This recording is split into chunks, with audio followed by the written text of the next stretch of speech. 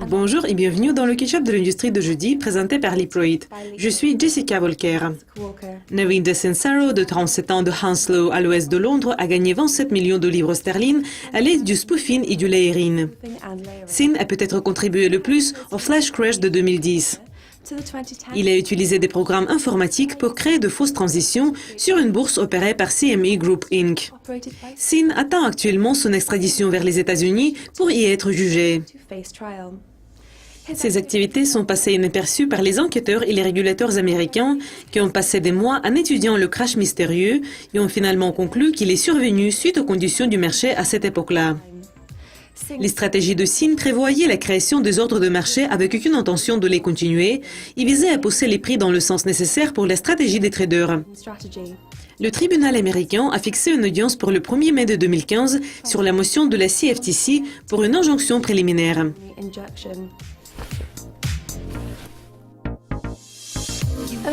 Un an après l'effondrement de la bourse de Bitcoin du Japon Mt. Gox, la société a émis un avertissement à ses clients qui va permettre aux utilisateurs de déposer des déclarations de faillite concernant le Bitcoin et l'argent liquide via le site web au syndic, l'avocat au droit Nobuyuki Kobayashi.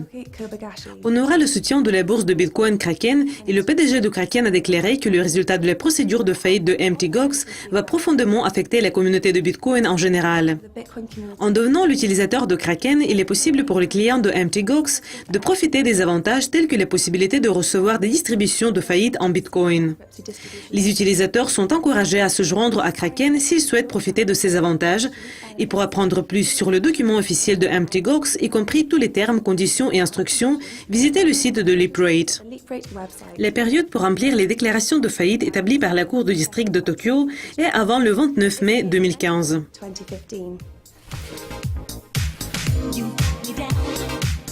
Un rapport de Reuters a montré que les grandes banques continuent à se détourner des fonds de couverture plus petites et des opérations de trading en devises.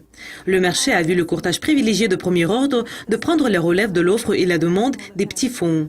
Saxe Bank prévoit que cette tendance pourrait finalement retarder la croissance du volume Forex. La Banque des règlements internationaux a rapporté que les hedge funds ont été les principaux moteurs de la hausse des volumes FX de 3,3 trillions de dollars en 2007 à 5,3 trillions de dollars en 2013.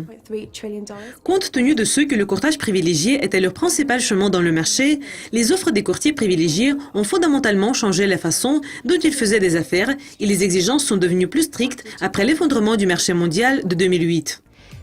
Peter Plester, le chef du courtage de premier ordre de Saxe Bank, en fournissant la gestion des risques et d'autres ingénieries financières, a révélé que les petits fonds peuvent essayer de se procurer eux-mêmes. Bon, c'est tout pour aujourd'hui, mais revenez demain pour voir le prochain ketchup de l'industrie de la semaine. Au revoir.